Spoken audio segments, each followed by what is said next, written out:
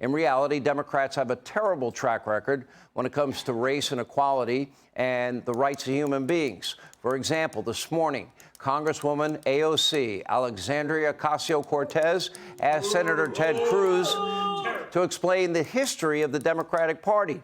Cruz responded, quote, "First, it was the Democratic Party that founded the KKK. It was the Democratic Party that wrote Jim Crow laws.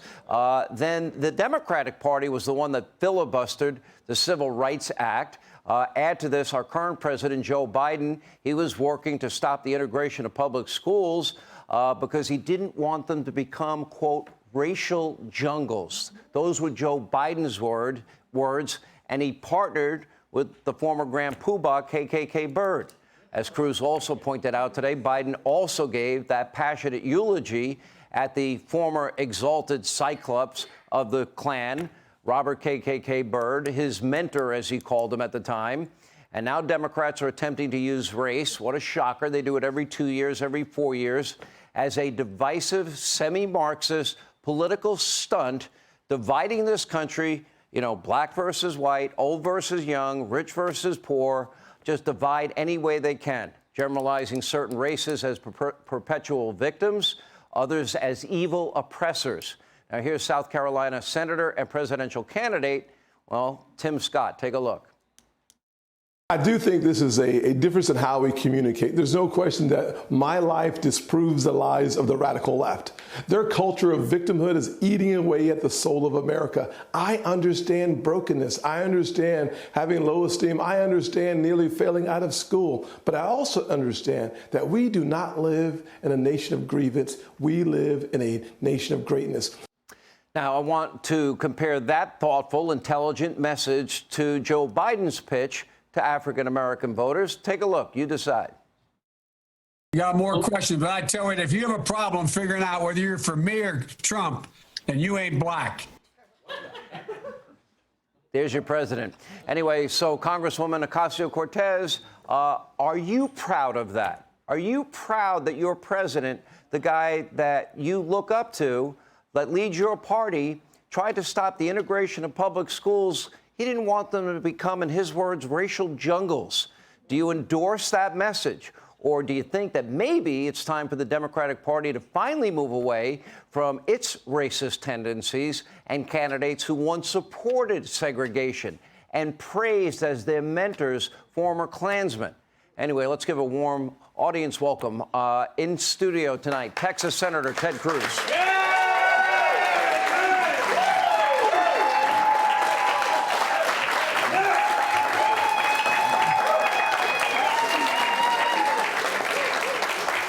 Well, that was a great exchange with AOC. Oh, look, it was, she asked if I was willing to engage. I don't think she wanted the answer to be yes. And I will say one of the stunning things for the little socialist from New York, she hadn't said a word in response. I don't think there is a response. That was too big. You know, people may not know this. Alan Dershowitz has said, and you disagree on a lot of politics, but he has said you were one of the smartest students that he ever taught. You were the #1 debate champion in the country when you went to Harvard Law. I think this may be deep waters for AOC. And I got to tell you, in college, really, it was very effective at a party with girls to say, hey, you know, I'm a college debater. It really would, that went over well. Yeah, How'd that work for you? Yeah, you know. Your kids are Division I athletes. I was a debater. So, you know, it's similar. Listen, it's something to be proud of. All right, let's look at 2024. Yeah. Okay, DeSantis tomorrow. Yeah. Tim Scott got in the race. Trump leading in the polls. Where do you see this going? You've been through this. I was with you all throughout 2015 and 16. Yeah. You went the longest. It came down to you versus Donald Trump. How do you see this race? Look, it's going to be wild and woolly. I will say, do you think it's a bad sign for Joe Biden when Hillary Clinton is saying he's old and corrupt? I think that was said on purpose, and I think that the Democratic establishment, they don't want Joe. Yes. So I'll tweak that a little bit. 6 months ago, I said I didn't think Joe would be the nominee. Mm-hmm. I now think he's likely to be the Democrat nominee because I think the Democrats think Trump is going to be the Republican nominee. And I think the way Democrats think, they think, okay, if Trump's the nominee, they can hide Biden in a basement for 2 years and just run on how much they hate Trump. I think that's their strategy. I think if at any point in the coming months, Democrats suddenly think it's going to be anybody but Trump, I think they'll throw Joe to the curb and try to find someone younger, because Joe, at this point, the guy can't tie his shoes without assistance. No. Well, I would argue he doesn't know today's Tuesday. So, but this is going to be in my mind, it's always about peace and prosperity. Yeah. I think elections, okay, about the future. Can you think of a single thing that he has done that has benefited the American people? Because I can't. And the question, if it's asked properly, are you better off now than you were 4 years ago? Look, I'll frame it even more simply. Is there any aspect of public life that doesn't suck more than it did 4 years ago? But, it really is spectacular. In our entire lives, have we seen a president screw the country up more in 2 years than Joe Biden? Everything is worse. Domestic, economic, foreign policy. It has been. Let me ask you a question seriously, Sean. Imagine you be the host, down. I'll be a guest. All right. Yeah, I like that. It's good. All right. Imagine you sat down with the objective, I want to destroy America. What would you do differently than Joe Biden's done the last 2 years? Nothing. I mean, when you think about this, what bothers me and what frustrates me is all of these problems, to me, were preventable. Yes. We had a secure border. We know what an integral part of our economy is related to energy. Yeah. We have all these natural resources.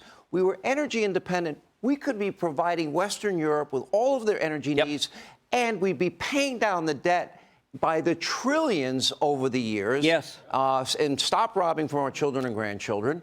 I am very concerned. China sees Joe's weakness. Russia sees it. Iran sees it. They've now formed what I call a new axis of evil. You see that? Absolutely. Look, Joe inherited a situation that was potentially phenomenal. And he's our president. I would have liked him to succeed. You take something like the border. He inherited the lowest rate of illegal immigration in 45 years.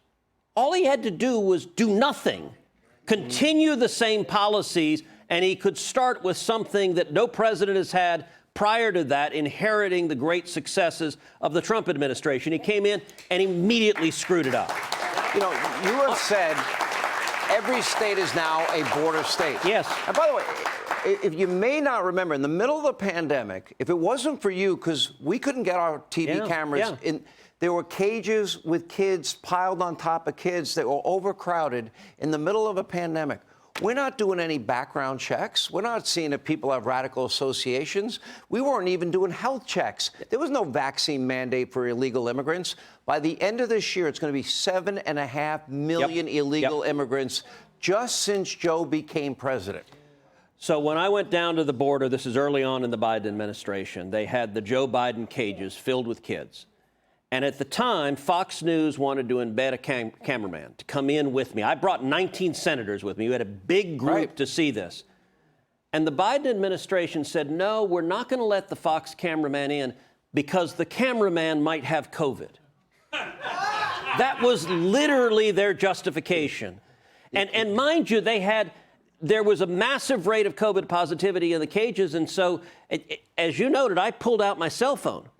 And I just filmed it and sent it to you, sent it to Fox. We would not have known had you not sent that video to me. And there was a little political operative from the Biden administration who was standing in front of me yelling at me. She was sent down from D.C. to stop any photos or videos of what was happening. She kept yelling, respect these people, respect their dignity. And I said, look, you respect their dignity. You're the one that are locking them up in cages. You're the one that are sending them to be with human traffickers. You're the one that are letting the women be abused and the kids be brutalized.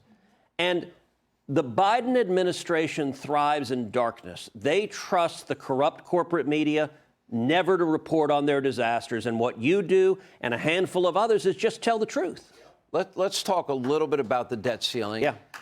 There are now 44 senators. If you include Senator Kennedy, I don't think he signed, but he told me that he's standing with the 43 of you.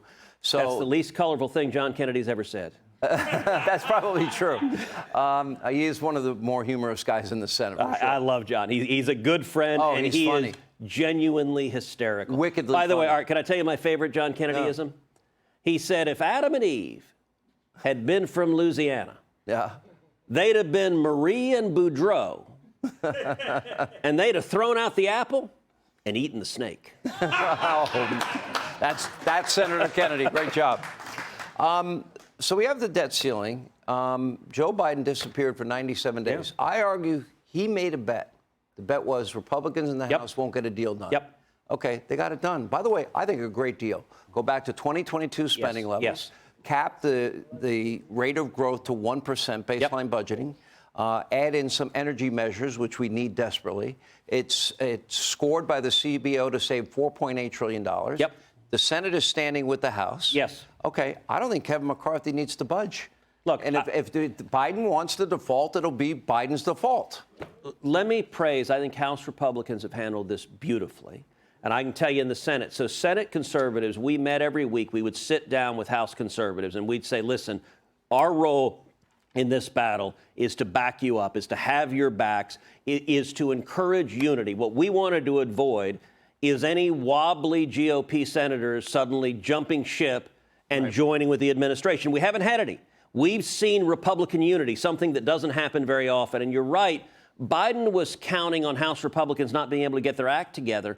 And his position of go pound sand, I won't negotiate, I won't talk about it, was so obviously unreasonable that he gave in. I'll give you an amazing stat. 58% of Democrats believe we should have significant spending cuts as part of the debt ceiling. Joe Biden is to the left of his own party, and I think we're going to end up, I hope and believe, with some real positive steps to rein in the lunatic spending that's in Washington. Let me ask you, let me go back to 2024 for a second. Yeah. Look, I've been. Is there an doing this- election? Yeah, there's an election. And by the way, his reelection is critical. We need you in the U.S. Senate. We really do. Well, one of the real... and let me say on that front, Chuck Schumer has made my race the #1 target for a Democrat pickup in the country. The last race I was in, they outspent us 3-1. They're going to flood $100 million into Texas. And so I want to take a page out of our friend Lindsey Graham's book and say, please go to tedcruz.org, tedcruz.org, tedcruz.org, because we got to stand up to the lunatics. So in any primary, there's always going to be, at some point, it's going to get contentious. Yes. It came down to you and President Trump. You guys kind of remained friendly to a point, then it just happens. Did it get a little hot? It got a lot hot. But this race is starting out hot. Yeah. Between the president and Governor DeSantis. I wish that would happen later. Yeah. If need be. It may not even need to happen.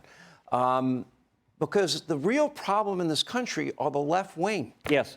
Look, you and I are both friends with, we respect President Trump, we respect Ron DeSantis. I think very highly of both of them. When Donald Trump was president, there was no senator who worked more closely with Donald Trump than I did in the U.S. Senate. Ron DeSantis, I think, has done a phenomenal job as governor of Florida. I'm proud of the job he's done as governor of Florida. By the way, the fight with AOC that you started your monologue with, it started with the NAACP idiotically putting a travel warning for going to the state of Florida because they said Florida is unwelcome to African Americans. And AOC chimed in and agreed with it. And I said, look, Florida, African Americans are moving to Florida in massive numbers because it's an oasis of freedom, and your party has a terrible, terrible record on race. We're going to follow your race. We're going to support you in your race. We love having you. The only bad decision you made is leaving Texas to come here. But everything else you're doing is great. Senator, great to see you. Thank you, Sean. Hey, Sean Hannity here. Hey, click here to subscribe to Fox News YouTube page and catch our hottest interviews and most compelling analysis. You will not get it anywhere else.